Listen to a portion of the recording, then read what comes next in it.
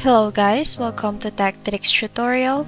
In today's video, I will show you how to fix scratch disk full in Photoshop. Without further ado, let's get started.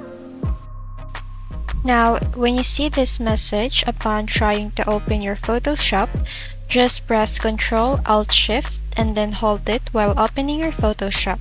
By doing that, your Photoshop should open by now.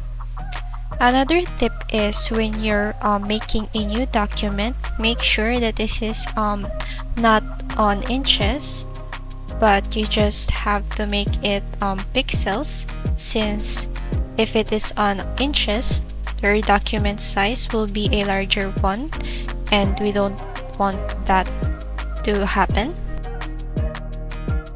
Another thing is go to Edit and select Preferences, and then go to General.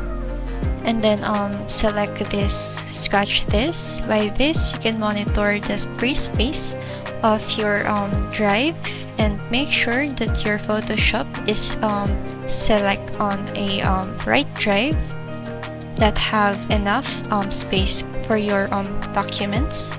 And then that's it, everyone. Thank you so much for watching this video. I hope that you learned something. Don't forget to like, comment, share, and subscribe.